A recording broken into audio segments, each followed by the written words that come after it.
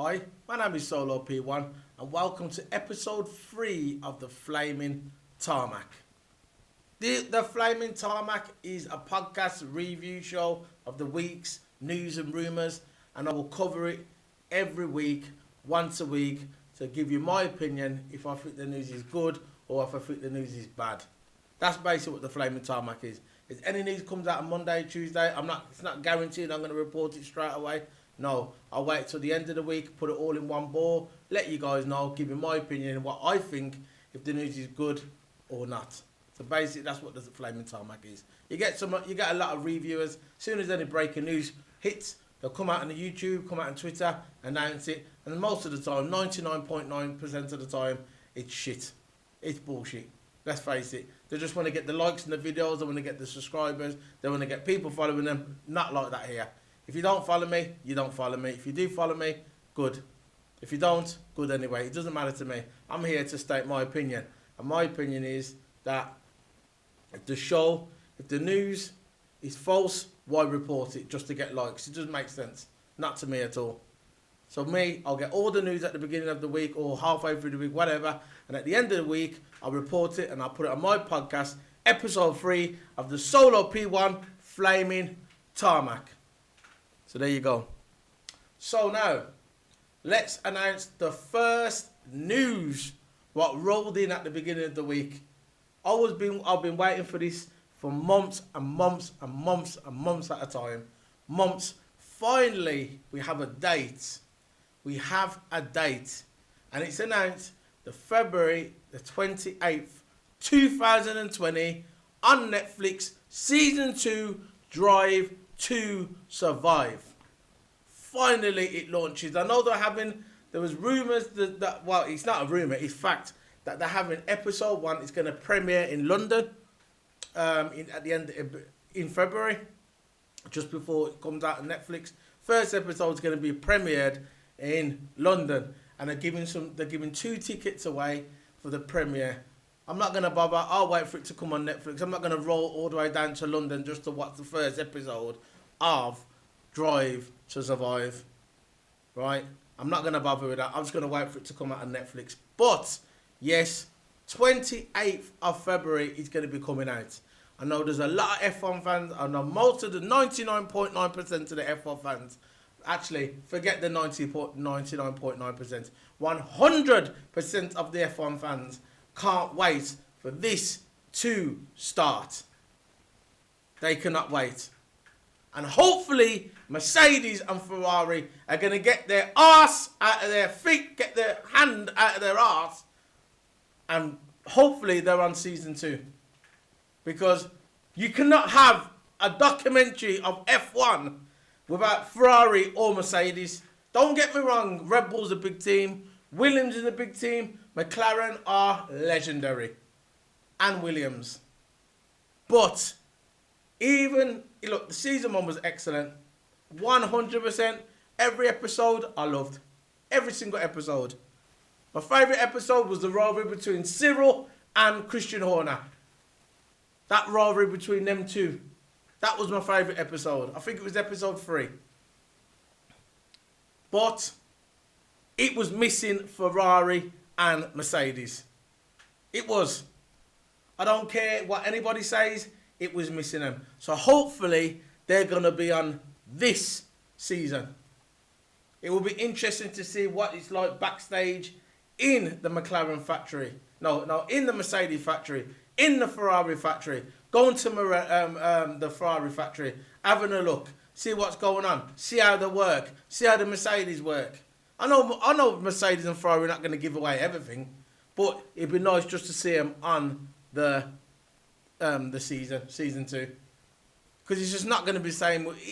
It just won't be the same without Ferrari and Mercedes. It's there's something missing.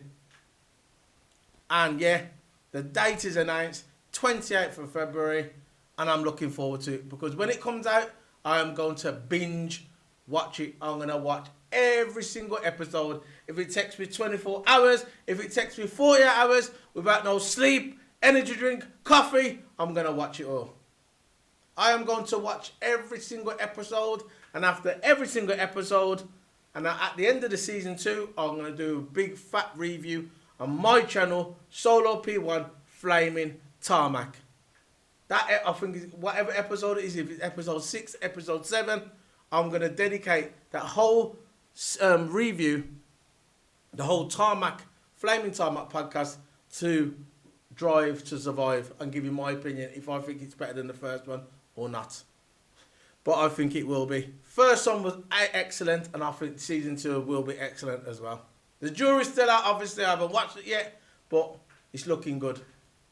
It's looking good.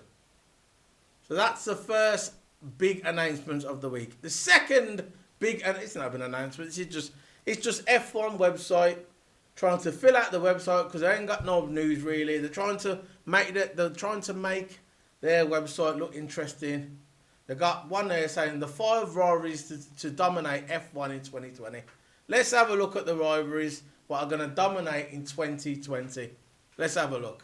We have got Ricciardo versus Ocon. This one I agree with. 100% agree with. You remember when you had Ocon and Perez together at Force India? Before it became Racing Points? You had Force India, you had Ocon. Ocon was out qualifying Perez. Perez weren't having none of it. They were smashing the cars with each other. They was going on, when it was at Baku, they smashed into each other. Team couldn't control them. It was all over the place. Because Ocon was, to me, Ocon is a better driver than Perez. Perez is a good driver, but Ocon is better. And Ocon knew this. No, not Ocon. Perez knew this. Checo, whatever they call him. I'll just call him Perez. He knew this. It was just like Rosberg and Hamilton, same thing. He knew. And that's where the frustration kicks in, and there's going to be argument, and there's going to be paranoia. Because that's what F1 is. 99.9% of the time, F1 is total paranoia. Quoted from Christian Horner. Total paranoia. And if you can't handle it, get out. And I'm telling you now, Ocon is going to me, before the season's going to start now, I know the season hasn't started. Winter testing has not even started yet. But to me, Ocon, for me, he's going to start out qualifying Ricciardo. That's what I think. He's going to have the rub of the green. He's French. He's gone into a French team. All their resources, all the Renault resources is going to be behind Ocon. 100%. It's like when Ricciardo was at Red Bull and Max Verstappen was there. Max Verstappen, they put all their resources behind Max Verstappen. Ricciardo weren't liking that, so he done one. And it's going to be the same again. He's going to find himself in the same position again. Ricciardo. He's going to be playing second fiddle to Ocon. The same way he played second fiddle to Max Verstappen. Because, like I said, Ocon's a French driver. They're going to put all the resources behind him. So this one, I'll maybe put it up now. See if I can put it up on the browser. Let's have a look. Here we go, yeah. They got it there. Ocon, Ricciardo versus Ocon. I totally agree with that one. And what's the second one? There's a picture of Ocon and Ricciardo there. That's when Ocon was at Racing Point. Well, it was Force India then. So we've got two. Leclerc and Vettel. This rivalry was in 2019. And it was pretty bad. It was pretty good as a fan to watch. But I think this year, I don't care what Vettel's saying, so I think it's going to be all calm. Leclerc said it's never going to happen again. That what you can see on the video there, them crashing into each other. They said it's never going to happen again. Whatever. When you're going 200 miles per hour down the straight and your man's trying to take you over, you're not just going to go past and say, look, go past. You're going to fight for your position. Driver's instinct. You cannot tame an F1 driver going at 200 miles per hour on a straight line. Impossible. Instinct coming, pride kicks in, and you're thinking, nah, you're not passing me. And something like that again will happen again. In my opinion, right there, it's going to happen again.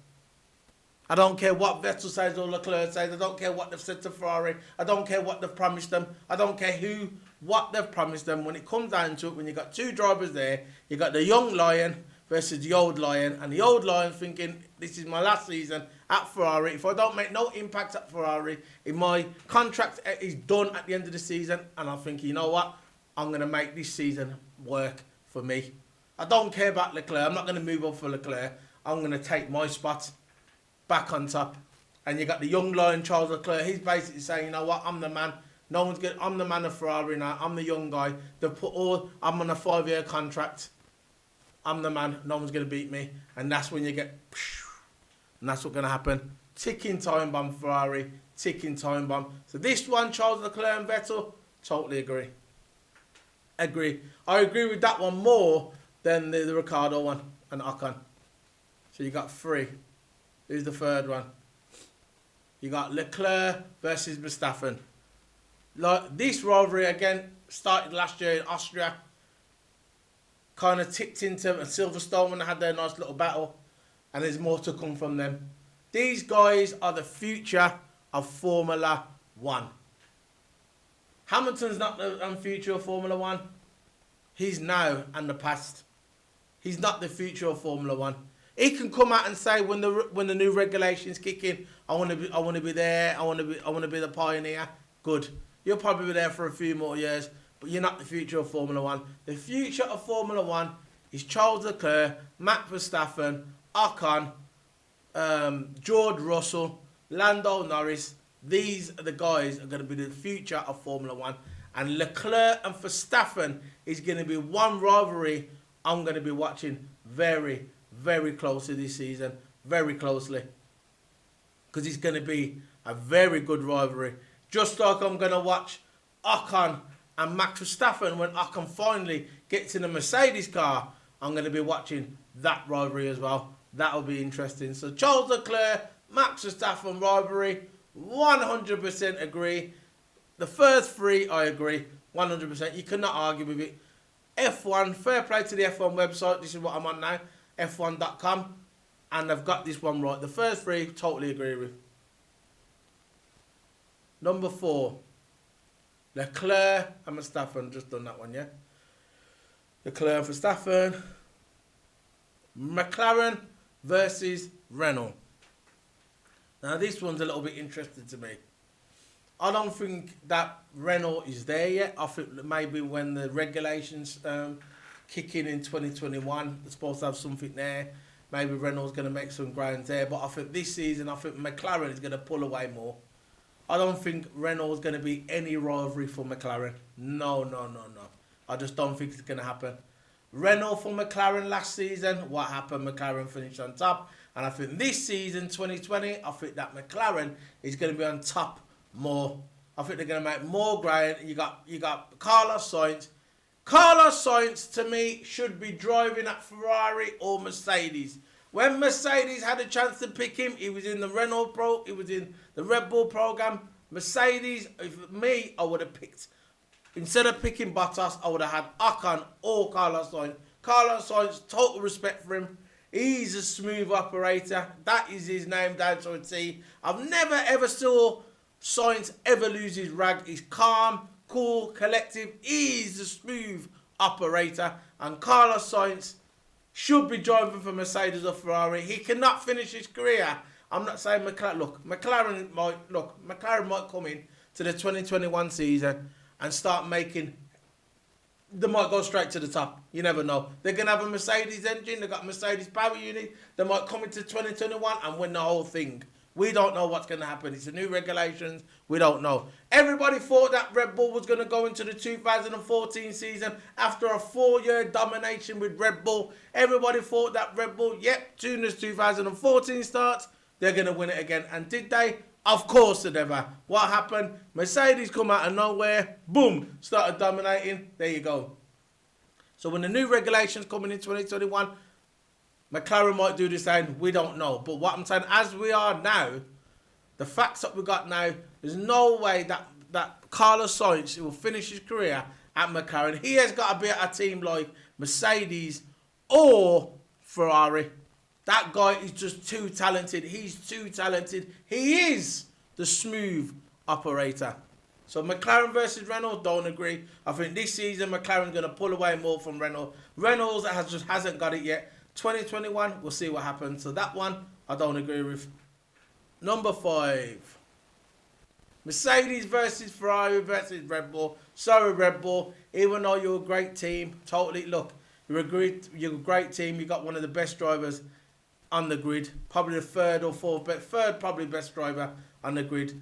Maybe fourth, I don't know. But there's no way that Red Bull is going to be in the mix with Mercedes. I just don't think. The only way that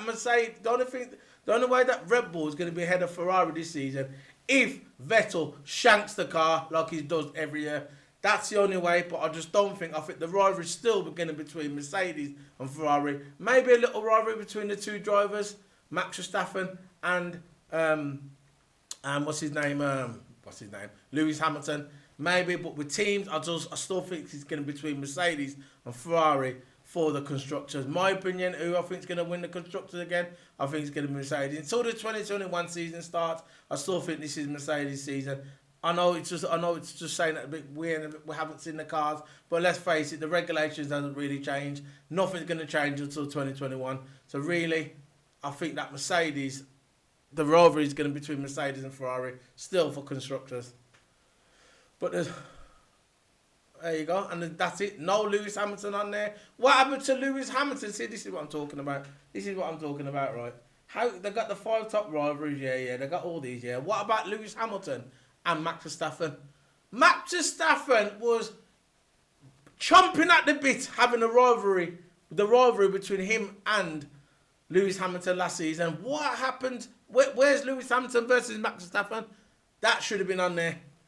I wouldn't have had McLaren versus Renault. I would have said, boom, boom. I would have got rid of that, and I would have had Max Verstappen versus Lewis Hamilton. That is a rivalry. That would have been in my top 5. That would have been in my top 3. Never mind the top 5, but there you go. That's just the way it goes. That's the F1 website.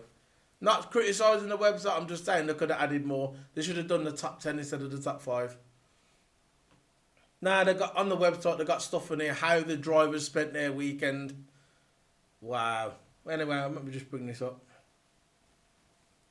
How the drivers spent their weekend. You got Ricciardo smiling like always, Lando Norris, Lewis Hamilton. You got Daniel Ricciardo on his Twitter. He's dancing away on the stage somewhere. Daniel Ricciardo has not only been preparing for banking in at Zandorf by taking his mountain bike for a spin, but also been joining Australia's trio. And he's been on stage with them there, dancing there. There's the video. So if you want to go on Twitter or you just go on the F1 website, you can see that. I'm not going to play it, but I'm just showing you. You've got Charles Leclerc skydiving. There you go. First skydive today. What an amazing experience. Jumping alone is next on the list. So basically, he's doing that now and he wants to jump alone next. Fair play to him. So you got Lando Norris. You got accident revealing his launch date of the 2020 McLaren launch. Not launch date. This is the Lando Norris team simulator. So he's on the simulator, getting prepared for the season. I don't think he spent his whole holiday, his entire holiday in the simulator, but that's what he's showing. So you got Valtteri Bottas. So Valtteri Bottas keeping his wit sharp by taking on an Arctic Lapland rally. Dashing through the snow. There you go. There's Bottas. So that's on his Instagram and Twitter. And then we've got Lewis Hamilton climbing the mountains, training. He looks like Rocky in Rocky 4. I bet he's got his headphones on, listening to Eye of the Tiger, whatever, Rocky 4 soundtrack, listening to Rocky, doing his mountain run like Rocky in Rocky 4. That's what he's doing there. You can see it right there. Look at him. He's got his headphones on. He's doing listening to the Rocky music, getting inspiration, getting his energy, running up that mountain and think he's Rocky. 35th birthday, celebrating. 35 now. He's at the peak of his career. He's at the peak of his career. To me, he's got another 5 years easy. Another 5 years. No doubt about that. Lewis Hamilton, yeah, the machine. He said he's a machine. Lewis Hamilton's been saying all week on the news. Last week he said it. He said it last week. He goes, "This is my season. I'm ready." He's saying this week is a machine. Watch out, everybody. That's not like Lewis Hamilton to say that. Usually he's more low key, don't really say nothing, but this time he's saying, I'm ready, I'm a machine, this is my season, my time. My time. Because he knows there's 5 records to be broken. That's why he's training a lot. He's training more this season than ever. I said it at the back end of last season. I said, Lewis Hamilton, if you think Lewis Hamilton's going to be sitting there chilling, doing his normal training, no way. He's going to be out training even harder because he knows this season is where the records are going to be broke. So that's it. That's all the news now. So that's it. The video's been running for 20 minutes. This is season 3 of the Flaming Tarmac. Don't forget to hit the subscribe button. Instagram, Twitch, all my channels there. Solo P1. Hit the like button. Hit the alert button. Don't forget, I'll be back next week for episode 4 of the Flaming Tarmac. This is Solo P1 signing out. Bye.